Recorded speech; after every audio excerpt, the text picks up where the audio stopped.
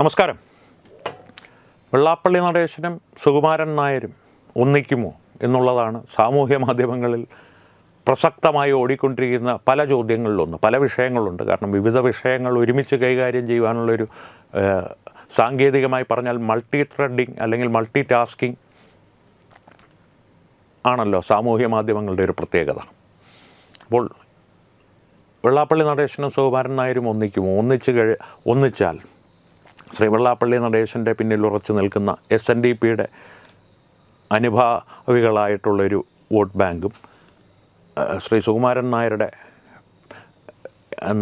NSSൻ്റെ അനുഭാവികളായിട്ടുള്ളൊരു vote ബാങ്കും ഒന്നിച്ചാൽ അതൊരു രാഷ്ട്രീയ ശക്തിയായി വളരുമോ തുടങ്ങിയവയൊക്കെയാണ് ചോദ്യം. പക്ഷേ ഒരു മറുചോദ്യം ചില രാഷ്ട്രീയ വിചക്ഷണന്മാർ ഉയർത്തുന്നുണ്ട്. ഇതൊരു തന്ത്രമാണെങ്കിലോ? ഇത്തരത്തിലൊരു ആശങ്ക തത്വമയി ന്യൂസ് നേരത്തെ പ്രേക്ഷകരുമായി പങ്കുവച്ചിരുന്നതാണ്. അതിൻ്റെ ഒരു വിശകലനത്തിൻ്റെ ഒരു വികസിത രൂപം ആണ് ഹ്രസ്വമായി നിങ്ങളുടെ മുമ്പിൽ ഈ വീഡിയോയിലൂടെ അവതരിപ്പിക്കുന്നത്. ഇത് ചില രാഷ്ട്രീയ വിചക്ഷണന്മാരുമായിട്ട് സംസാരിച്ചപ്പോൾ അവർ പറയുന്നത് ഇതൊരു തന്ത്രമാകുവാനുള്ള സാധ്യതകൾ വളരെ അധികമാണ്. കാരണം ശബരിമല സ്വർണ്ണക്കൊള്ള, പിണറായി വിജയൻ്റെ ദുർഭരണത്തിൽ മനം മടുത്ത ജനം, ഒരു ഹൈന്ദവ വിരുദ്ധമായിട്ടുള്ള പ്രവൃത്തികൾ നിരന്തരം ചെയ്തുകൊണ്ടിരിക്കുന്ന ഇടതുപക്ഷ സർക്കാരിനോടുള്ള ഒരു പക എന്ന് തന്നെ പറയാം, ഒക്കെ മനസ്സിൽ കൊണ്ട് നടക്കുന്ന ഹൈന്ദവ സമൂഹത്തെ ഈ ഒരു ഒത്തുചേരൽ നാടകത്തിലൂടെ, വെള്ളാപ്പള്ളിയുടെയും സുകുമാരൻ നായരുടെയും ഒരു ഒത്തുചേരൽ നാടകത്തിലൂടെ അവരുടെ ഒരു വോട്ട് ബാങ്കിൽ, സംഘടിതമായിക്കൊണ്ടിരിക്കുന്ന ഹൈന്ദവ വോട്ട് ബാങ്കിൽ അവരോടൊപ്പം ചേരുവാനുള്ള ശ്രമങ്ങൾ നടത്തിക്കൊണ്ടിരിക്കുന്ന ക്രിസ്ത്യാനികളുടെ വോട്ട് ബാങ്കിനെയും കൂടി ബാധിക്കുന്ന തരത്തിൽ ഒരു വിഭജനം ആ ഒരു വോട്ട് ബാങ്കിൽ ഉണ്ടാക്കുവാൻ ഇവർ ശ്രമിക്കുമോ? ശ്രമിച്ചേക്കാമെന്നാണ് രാഷ്ട്രീയ വിശാരദന്മാർ പറയുന്നത്. മറ്റൊരു അപകടം കൂടി ഇതിൻ്റെ പിന്നിൽ ഒളിഞ്ഞിരിപ്പുണ്ട്. ഇത്തരത്തിൽ വിജയകരമായിട്ട് ചിലർ കോൺഗ്രസ്സിന് വോട്ട് ചെയ്യുന്നു. ഹിന്ദുക്കൾ പഴയതുപോലെ തന്നെ പിണറായി വിജയനെ പടം പിടിപ്പിക്കാൻ കോൺഗ്രസ്സിനൊരു വോട്ട് എന്നുള്ള രീതിയിൽ ചില ഹിന്ദുക്കൾ കോൺഗ്രസ്സിന് വോട്ട് ചെയ്യുന്നു, ചിലർ BJPക്ക് വോട്ട് ചെയ്യുന്നു. സുകുമാരൻ നായരും വെള്ളാപ്പള്ളിയും ഒന്നിച്ചതുകൊണ്ട് ചില ഹിന്ദുക്കൾ എന്നിട്ട് അവർ പിണറായി വിജയൻ്റെ പിന്നിൽ ഉറച്ചു നിൽക്കുകയാണെങ്കിൽ, പിണറായി വിജയൻ്റെ പിന്നിൽ അവർ പ്രത്യക്ഷമായി ഉറച്ചു നിൽക്കണമെന്ന് തന്നെയില്ല.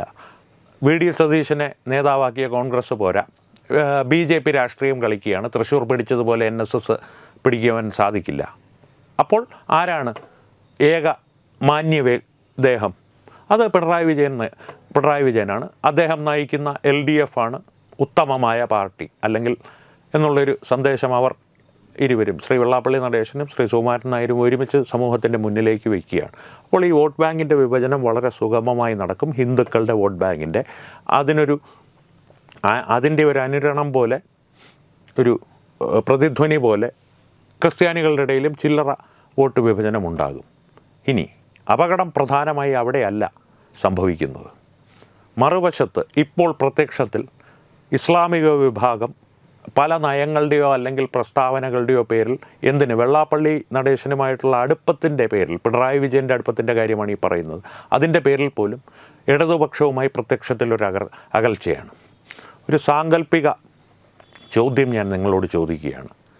തിരഞ്ഞെടുപ്പ് അടുക്കാറാവുന്ന കാലത്ത് ആന്തരികമായി എന്ന് പറഞ്ഞാൽ ഈ ഒരു സമൂഹത്തെ പുറത്ത് മാധ്യമ ശ്രദ്ധയിലൊന്നും പെടാത്ത രീതിയിൽ ചില കാര്യങ്ങൾ ധരിപ്പിക്കുക, അതാണ് ആന്തരികമായിട്ടുള്ളൊരു ആശയവിനിമയം നടത്തുക എന്നുള്ളത് കൊണ്ട് ഉദ്ദേശിക്കുന്നത്. ആന്തരികമായൊരു ആശയവിനിമയത്തിലൂടെ ഇനി വരുവാൻ പോകുന്ന മുഖ്യമന്ത്രി നമ്മുടെ സമുദായത്തിൽപ്പെട്ട ആളായിരിക്കും, അത് ഇന്നയാളായിരിക്കും. ആരെയാണ് ഞാൻ ഉദ്ദേശിക്കുന്നതെന്ന് പ്രേക്ഷകർക്കറിയാം.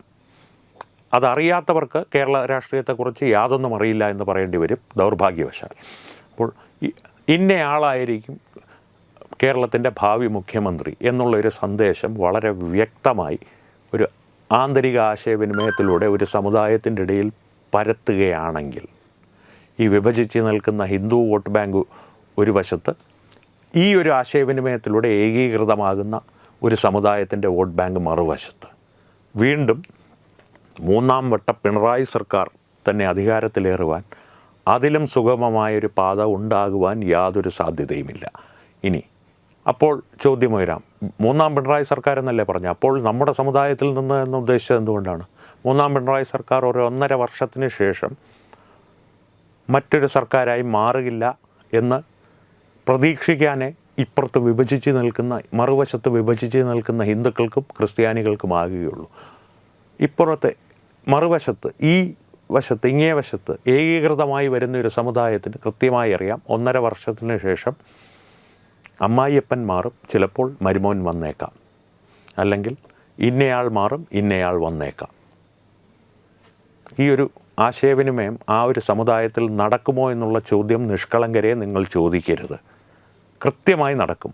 പുറത്ത് അവരുടെ സമുദായത്തിലല്ലാതെ ഒരു കുഞ്ഞ് പോലും, ഒരു കിളിക്കുഞ്ഞ് പോലും അറിയാത്ത രീതിയിൽ ഒരു ആശയവിനിമയം നടക്കും.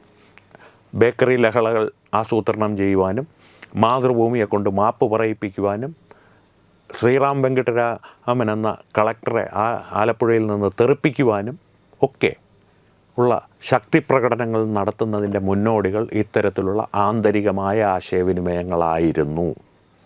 അത് ഉറപ്പോടുകൂടി തന്നെ നിങ്ങളോട് പറയുവാൻ എനിക്ക് സാധിക്കും.